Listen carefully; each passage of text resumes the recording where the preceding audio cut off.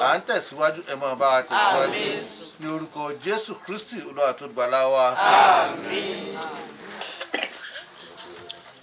The Lord has made us to be here. Ní ayọ̀ láti wá síbí ní àwòrán yìí fún ètò ìsọmọlórúkọ tó wà níwájú wa. We want to particularly consider the text we read. A fẹ́ wò níbi tí a ti kà nínú ọ̀rọ̀ Ọlọ́run. Especially as in the first verse that we read in Proverbs 22 verse 1. Pàápàá jùlọ ẹsẹ̀ kìíní tí a kà nínú ìwé Òwe. And I would also like somebody to help us read Ecclesiastes chapter 7 verse 1a, not the complete verse. Àárẹ̀ fẹ́ kẹ́nìkan kó kà fún wa nínú ìwé Oníwàásù. Ecclesiastes chapter 7 verse 1. Níta fẹ́ sọ lórí rẹ̀ ní orúkọ. Name. Orúkọ. Name has become so valuable, so important, that God so desired that every creation he has created should bear a name. Orúkọ ó jẹ́ nǹkan tó jẹ́ pé ó níyì, ó jẹ́ nǹkan pàtàkì débi wípé tí a bá bí ọmọ ó yẹ ká sọ ní orúkọ. He took his time to think about it. Ọlọ́run ní àkókò láti ronú lórí rẹ̀. And in his thought, Nínú ìrònú rẹ̀. he have a very big meaning why name should be given. Ó ní ìdí tí a gbọ́dọ̀ sọ ọmọ ní orúkọ. The Bible says it is a good thing for one to have a name, Bíbélì ní ohun rere ni kí a ní orúkọ. for us to bear the glory, or we carry the glory which the Lord made for every one of us. Nítorí ká lè gbé ògo tí a ní fún oníkúlùkù wa. When we are talking about the value of name or the importance of name, Tá a bá ń sọ nípa iyì orúkọ. having known from creation when God created man, he gave the order, he gave the power for man to name everything. Nígbà tí Ọlọ́run dá ohun gbogbo, ó fún ènìyàn ní àṣẹ láti fún ohunkóhun ní orúkọ. We also have discovered in the account of people God has selected to be born for a particular purpose. God instructed those parents as regard to the name that is proper to be given to the child. Nígbà ìṣẹ̀dá, a rí wípé àwọn kan bẹ tí wọ́n ní orúkọ. Bákan náà ni a pàṣẹ wípé tí a ti bá ti bí ọmọ kí a ó sọ ní orúkọ. He gave instructions to the parents as regard to how the child should be trained. Ó fún àwọn. Tell us that by the time you are blessed with something and you want to name, you make deep thought, you make deep thinking as regard to what the name or the name that will qualify the purpose why God gave me this child. Èyí ló pè fún ní kí a ronú jinlẹ̀ nígbà tí Ọlọ́run bá fún wa ní ọmọ ká mọ irú orúkọ wo ni a ó yàn fún ọmọ yìí. You know, whatever God does, Gbogbo ohun tí Ọlọ́run bá ṣe, it has a reason. ó ní ìdí. And whatever God gives, Gbogbo ohun tí Ọlọ́run bá fún ni, it has a reason. ó ní ìdí. He doesn't give gifts to people anyhow, but he gives things or he gives blessings to people as regard to having to know the kind of quality God has embedded in that person. Ọlọ́run ò kí ń ní àárọ̀ nítorí ìdílé wọ̀nyí. The family God so distinguished that they should be blessed with this child. Ìdílé tí Ọlọ́run yí àsọ́tọ̀ láti fi ọmọ rere yìí bùkún fún wọn. He has seen many people, but the blessings never located them or has not reached them. Ó rí àwọn ìdílé ní ọ̀pọ̀lọpọ̀ ṣùgbọ́n àwọn ni ó yí àsọ́tọ̀ láti bùkún fún wọn. God only traced this very family and said, you will be the family to give you this blessing. Ọlọ́run rí i pé ìdílé yìí ni a ó fún ní ìbùkún yìí. So we must respect this and see how we can be able to do the best of flowing or doing what God desires of you. Ó yẹ ká pàkíyèsí eléyìí nítorí pé ká sì mú ohun tí Ọlọ́run fún wa yìí tí ó ṣe pàtàkì. God instructed Zechariah that this is what you will have. Nígbà ayé Elizabeth àrígbà tí Ọlọ́run rán Zachariah yìí pé ohun tí a ó fún wọn nìyí. Zechariah at least seems to doubt what the Lord has promised to the family. Tí Ọlọ́run bá pèsè ọmọ fún ọ, ó yẹ ká ronú jinlẹ̀ lórí orúkọ tí a ó sọ ọmọ náà. So that those blessings will not pass us by. Kí àwọn ìbùkún wọ̀nyí kí wọ́n má kọjá wa. And whoever lives close to me will also live to witness or confirm in that indeed this is God's blessings to your life. Torí pé ẹni tí ó bá súnmọ́ ni yóò mọ̀ pé dájúdájú nítòótọ́ ìbùkún Ọlọ́run nìyí fún ayé wa. Can somebody also help us to read Colossians chapter 1 verse Jàre 27? ẹnìkan tí wàá Kólósè. Chapter 1 verse 27. Kólósè orí kìíní ẹsẹ̀ 17. I strenuously contend with all the energy Christ so powerfully works in me.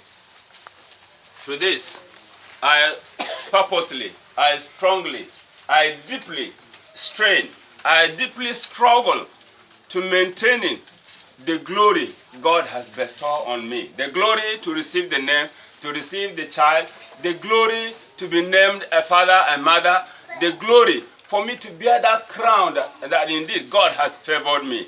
Nítorí èyí mo ṣe akitiyan láti gba ògo yìí tí Ọlọ́run ní fún mi. Nítorí èyí mo ṣe akitiyan láti gba orúkọ yìí tí ó gbé ògo mi lọ sókè. And in this very glory, when you begin to look at yourself and see God has favored me, what do I do again? Nínú àwọn ògo wọ̀nyí ó rí i pé nítòótọ́ mo rí àánú Ọlọ́run gbà nínú àwọn ìbùkún wọ̀nyí. The glory is to allow people to see Christ in you. Ògo yìí ni pé kí àwọn ènìyàn kí wọ́n rí Kristi nínú ayé rẹ. The glory is to make people believe that indeed I fear God. Ògo yìí ni láti fi rí àwọn ènìyàn wípé nítòótọ́ mo ní ìbẹ̀rù Ọlọ́run. The glory is for me to do the best I can in order to maintain what God has given to me so that it will begin to present or bringing out what the Lord desires of me. Ògo yìí ni pé kí n gbìyànjú láti rí pé mo tọ́jú ohun pàtàkì yìí tí Ọlọ́run fi fún ni. That is why in the whole of the chapter where we read, particularly in Proverbs, it gives instructions as how we can train our children in the way of the Lord. Èyí ó fi yé wa níbi tí a ti kà nínú ìwé òwe wípé ó fún àwọn òbí ní àwọn ìlànà kan láti tọ́jú àwọn ọmọ. Thank God for the effort God has been using you to perform in the family as regard to all the children you have been receiving. A dúpẹ́ fún oore ọ̀fẹ́ àti agbára tí Ọlọ́run fi fún yín láti tọ́jú àwọn ọmọ tí Ọlọ́run pèsè fún yín. That you must see God and give thanks all the time. O gbọ́dọ̀ rí Ọlọ́run kí o sì máa dúpẹ́ ní gbogbo ìgbà. And know how important we can walk with the Lord and be able to have the understanding on how this very training, what the Lord requires of me, how I can do what God desires of me, so that by the time I'm handling what God desires, God will be saying hallelujah. God will be praising. God will be telling others, see my son, whom I have blessed, see how he has been maintaining the kind of treasure I treasure in him. Kí a sì rí i pé àbójútó ohun tí Ọlọ́run fún ni nítorí pé kí Ọlọ́run gan inú rẹ̀ yóò dùn nítorí pé mò ń tọ́jú àwọn ọmọ wọ̀nyí gẹ́gẹ́ bí ìlànà Ọlọ́run. Work together. Ẹ jẹ́ ká jọ ṣiṣẹ́ pọ̀. Live together. Ká jọ gbé ìgbé pọ̀. Serve God together. Ká sin Ọlọ́run. Ká But jọ in sin all the Ọlọ́run. services, the child will also copy from you. Ní gbogbo ìsìn Ọlọ́run àwọn ọmọ yìí wọ́n ó rí àwòkọ́ṣe lára wa. Be somebody who is willing to serve the Lord. Ká jẹ́ ẹni tó jẹ́ pé ó ti ready láti sin Ọlọ́run. And to somebody who serves the Lord is somebody who is always very resilient in everything he does, particularly as things pertaining spirituality. Tó bá ṣe ní àwọn nǹkan ẹ̀mí, a ó rí i pé wọ́n ń ṣe akitiyan láti rí i pé wọ́n ṣe àwọn iṣẹ́ tó jẹ́ ti ẹ̀mí. So as to maintain the glory God has brought to you through this child into the home. Nítorí kí a fi lè gba ògo yìí tí Ọlọ́run fi fún ìdílé láti ọwọ́ ọmọ wọ̀nyí. And as you open your hands, the child will also drop those blessings into your home. Nígbà tí a bá tẹ ọwọ́ wa, ọmọ yìí yóò fi àwọn ìbùkún yìí yóò kó fún wa. God who so desired that this child will be given will never bring problem, will never bring disaster, will never bring sorrow into your home. Ọlọ́run tí ó fún wa ní àwọn ọmọ yìí kò ní jẹ́ kí wàhálà tàbí ìdààmú kó bá ìdílé wa. You must saddle with the responsibility in working to see what God desires of you. Particularly, as I always say, every child that is born to the family has his own manual that he comes with. Gẹ́gẹ́ bí mo ṣe ń sọ, gbogbo ọmọ tí a bá fún wa nínú ìdílé, ó ní àwọn ìwé ìléwọ́ tí ó mú wá láti ayé ọ̀run wá. It is only when you look at the manual God is giving you concerning this very child, you may not be able to handle the child with the way God desires of you. Àfi tí a bá wo ìwé tí ọmọ yìí mú wá, tí a sì kà dáradára, láì ṣe bẹ́ẹ̀, a lè má ní oore ọ̀fẹ́ láti tọ́ ọmọ yìí ní ọ̀nà tí ó tọ́. That is very, very important. Èyí ṣe pàtàkì. That is very, very important. Eléyìí ṣe pàtàkì. And we pray that the Lord will help you, equip you, grant you the stamina for you to carry every responsibility God would have loved you carrying as a result of this very child. Àdúrà wa ni wípé Ọlọ́run yóò fún yín ní ọgbọ́n, yóò fún yín ní òye láti gbé ìgbésẹ̀ tó yẹ lórí ọmọ tí Ọlọ́run bùkún ìdílé yín. Be a good father. Jẹ́ bàbá. níbẹ̀ náà ni a ti mú ẹgbẹ́. everything to helping them, doing what the Lord desires of us. ọlọ́run yóò. Name the child. These are cards where names of the child has been written on. We a ó will sọ wọn call, ní orúkọ àwọn ìwé pélébé tó wà ní ọwọ́ wa yìí ni a tẹ orúkọ wọn náà sí. we will call our brother Mr. Matthew Aremu to pray and bless these cards. báwa ẹ̀gbọ́n wa Mr. Matthew Aremu láti gbàdúrà. orúkọ Jésù. àmín Ọlọ́run agbẹ́yìnga fún tẹ́jẹ́ nínú ayé wa, Ọlọ́run ẹ gba ọpẹ́ wa. àmín Adúpẹ́ fún ètò dáradára yìí ìtẹ́yìn Ọlọ́run tẹ́ gbé kalẹ̀. Adúpẹ́ fún ìdílé Mr. Mọ́kànjúọlá ìtẹ́yìn Ọlọ́run tẹ́ pèsè ìbùkún fún wọn. Ohun tí ò ṣe fowó rà ni. Adúpẹ́ asọpẹ́ ṣé ẹ̀mí mọ́ ìgbà ọpẹ́. àmín A gbé ọmọ náà wá síwájú yín, Ọlọ́run ẹ dì wọ́n mú o. àmín Jésù. Ìyá ọmọ ni bàbá ọmọ ni ọ̀dọ́wọ́ yín, Ọlọ́run ẹ dì wọ́n mú. àmín Ìdílé lápapọ̀ Ọlọ́run kó dì yín mú. àmín A gbé orúkọ ẹ wá síwájú ìwọ Ọlọ́run, Olúwa kó ya orúkọ ẹ sílẹ̀. àmín Gbogbo ibikíbi tá ti máa gbọ́ orúkọ yìí, Olúwa kó máa jẹ́ bí rere. àmín àmín Olúwa kò ní fi ọ̀kan pàkan fún yín. àmín Jésù. Agbára Ọlọ́run yóò sì sídìí bò. àmín Jésù agbára wa. àmín.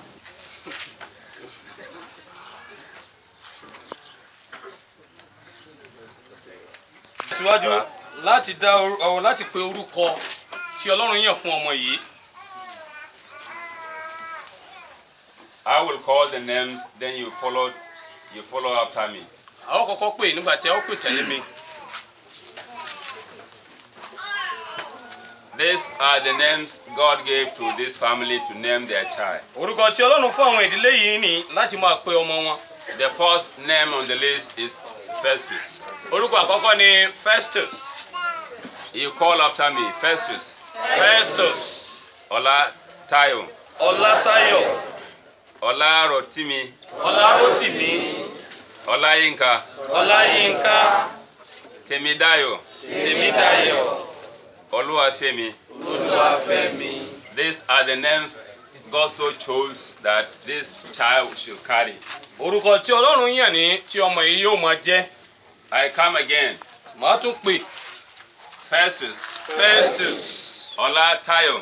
Ọlátáyọ̀. Olarotimi. Ọlárótìmí. Olarotimi. Ọlárótìmí. Olayinka. Ọláyínká. Temidayo. Tèmídayọ̀. Oluwafemi. Olúwafẹ́mi. The Lord bless. The Lord bless Oluwafemi. Amen.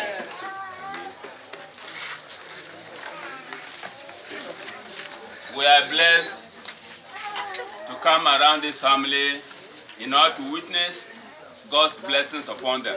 Ọlọ́run bùkún wa láti wá bá ìdílé yìí yayọ̀ ìbùkún tí Ọlọ́run fún wọn. Before they say the names, I would like you, there's some inclusion that I have not done. I will not give you the order, you do the inclusion. Mr. and Mrs. Daniel Deborah Mọ́kànjúọlá. So can we go together? 1, 2, 3. Festus, Ọlátáyọ̀, Ọlárótìmí, Ọláyínká, Tèmídayọ̀, Olúwafẹ́mi, Deborah, Daniel, Mọ́kànjúọlá, Òjó. Thank you. Thank you. Thank you. Thank you. Ezekiel has done so well. And some others who have also tried that one. Can we still go and make this very addition? Because without this addition, the boy will not be known. Wọ́n ní wọ́n yẹ ká fi orúkọ yẹn tó yẹ ká mọ́ fi kún torí tá a bá fi kún orúkọ yẹn ò tí ì pé. Okay, 1, 2, 3. Festus, Ọlátáyọ̀, Ọlárótìmí, Ọláyínká, Tèmídayọ̀, Olúwafẹ́mi, Deborah, Daniel, Mọ́kànjúọlá, Òjó. God bless you. Amen. Thank you.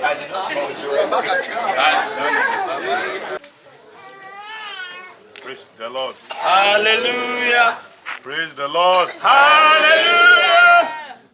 If you are happy, praise the Lord. Hallelujah. Briefly, like Dada said, Gẹ́gẹ́ bí bàbá wa nínú Olúwa ti sọ, every name every child given to a family has a purpose why it's given. gbogbo ọmọ tí a bá fún ìdílé ó ní ète tàbí ìdí tí a fi fún ìdílé yìí. Sometimes circumstances around you dictate the name you give to a child. nígbà míì n tó bá rọ̀gbà yìí wá ká ní àkókò náà la fi lè fún ọmọ yìí ní orúkọ. Late last year and to this moment, sometimes I have some challenges, I would say.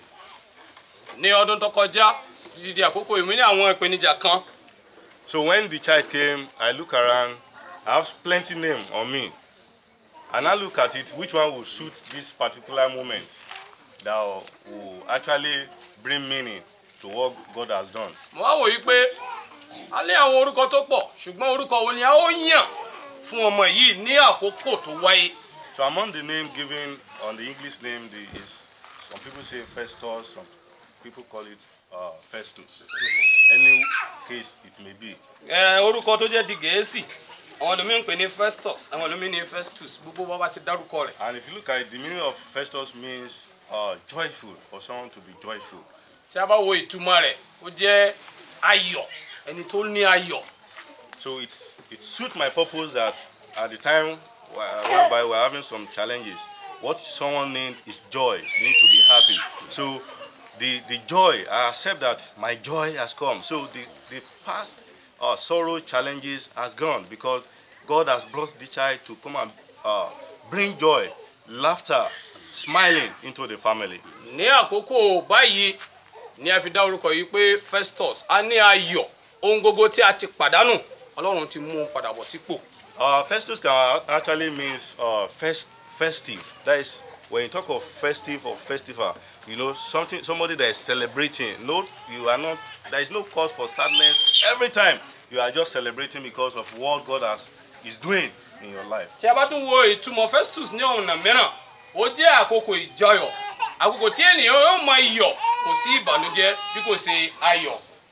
And the second name, Olatayo. èyí tó tẹ̀lé Ọlátayọ̀. You know, Ola means words. So I believe Yoruba people will say, Omo Donilara Jasolo. Money can be quantified, or the child can be quantified to anything. It's even more than the clothes we are wearing. It's more than the money. So I believe it's a blessing, which is Ola. So it's added to the blessing that God has given to the family. tí a bá wo ìtumọ̀ ọlá a ó rí i pé gbogbo wa náà la nílò ọlá so ọlá ìlọ́lọ́run wa tó fi kún ìdílé wọn kí ìbùkún wọn fi pọ̀ sí. And secondly, Olarotimi is something that is constant. It's with you all time. There is no space for you to be. Your weight has stayed with you. It's not something that will go and come back. It's stable. It's constant and reliable. So I believe God has given us a child, not like what has happened in the past that a child came and it went. We believe this one will be the one that will be stable and constant, and the joy will be constant and consistent. dúró tì mí ohun tí ó dúró tì ní títí láéláé wọ́n rò pé Ọlọ́run ti fún àwọn tẹ́lẹ̀ ó sì tún gbà á ṣùgbọ́n eléyìí ọlá tiẹ̀ yóò dúró tì wọ́n títí láé. Olayinka, God has surrounded us. You know, we are increasing in number from 1, from 2 to 3. So I believe the West, 7. they are surrounding me. I'm now becoming a father with Baba Yaraku. So that is it. God has blessed me and they are surrounding my table. ọlá yìí mi ká kò ní ìdíkàsẹ̀ mọ́ túmọ̀ rẹ̀ lọ títí náà ọlá náà ni yóò yí gbogbo wa ká. Temidayo, my own happiness has come and my own has become joyful. All the names are just in one. They are cooked together and unique together. It's just one. It's just the different meaning we give it to it. And Oluwafemi, God has actually loved me. I will say God has even loved me more than my wife. wọ́n náà wọ́n rò wípé Olúwa fẹ́ràn àwọn ju ìyàwó wọn lọ. Ẹnu ara ẹni náà fi ń pín kíni. So God is now making me to have boys around me. Yeah, that's where I'm going. So it's ratio 1 to 2 now. Ratio 1 to 2. So Hallelujah. Oluwafemi, God has actually love me. God has loved me, love my family, love everybody around me. Ọlọ́run fẹ́ràn mi. Dára sí wa. A dúpẹ́ fún ẹ̀bùn ọmọ tuntun tí ẹ fi ta á lọ́rẹ. Ẹ tún wá jẹ́ kí ọjọ́ òní kó sojú ẹ̀mí aláyọ̀ àti àlàáfíà tí ọmọ yìí ń gba orúkọ. A dúpẹ́ fún okun àti agbára tí ẹ fi fún ìyá. Àyìn lógo fún ìwà láàyè nínú ayé ọmọ. Olúwa ẹ ṣé ẹgbà ọpẹ́ wa. Bí ọmọ má jẹ́ ká jẹ̀bi Olúwa. Níní iná lílò tá fi tọ́ ọmọ yìí yóò kàwé ni yóò ṣeré láyé ni Ọlọ́run ẹ̀mí mọ́ àwọn òbí rẹ̀ dọ́wọ́ Olúwa ẹ pèsè fún wa. Orúkọ Jésù láàrin àwọn ẹlẹgbẹ́ rẹ̀ Olúwa gbọ́ lórí sọ́ọ̀. Olúwa dúpẹ́ pé ẹ ti gbọ́ ògo ní orúkọ yín. Ọlọ́run ẹ̀mọ́ ẹ ṣeun torí pé ẹ ti fi àṣẹ dá lọ. A wá lo ọmọ yìí gẹ́gẹ́ bí àtẹ̀kùn sí gbogbo àwọn tó ń wò yín fún ẹ̀bùn ọmọ rẹ̀ Olúwa ẹ dá wọn lóhùn. Ọlọ́run ẹ̀mọ́ Olúwa ẹ dá wọn lóhùn. Àtúnwá lò ó gẹ́gẹ́ bí àtẹ̀gùn sáwọn tó wà ní ipò lóyún Ọlọ́run ẹ̀mọ́ ọjọ́ ìkúnlẹ̀ wọn Olúwa ẹ ṣe ní ọjọ́ ayé ti Olúwa wa. Kò sẹ́ni tá lè fi ṣàkàwé rẹ̀ o. Kò sẹ́ni tá lè fi ṣàkàwé rẹ̀ o. Ẹ tóbi Olúwa tóbi. Kò sẹ́ni tá lè fi ṣàkàwé rẹ̀ o. Ẹ tóbi.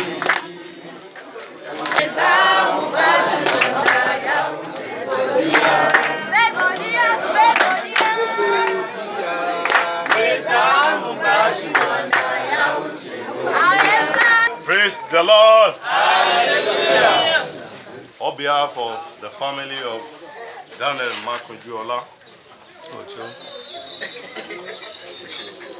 sincerely want to thank everybody for coming, for your support, for your time, for your advice. We actually appreciate you. I will pray the Almighty God will reward everyone in the name of Jesus. Amen. Ever our heart desire, I pray that Almighty God will grant it to us in the name of Jesus. Amen. We also use Festus as a point of contact to people that are looking for this type of gift. That by the power in the name of Jesus, God will use this medium to bless them and make them to be fruitful in the name of Jesus. As we be going, we pray that God will lead us and guide us on our way to our destination will be accident free in the name of Jesus. Please just exercise present. We have a little dish that we want to give to everyone. Just manage it. You know there's corona, so it affects the. There's no corona. So just manage it with us. Ruwa Rafiabi base Ruwa Kazogo Douala. You just help us manage it. God will bless everybody. Thank you for coming.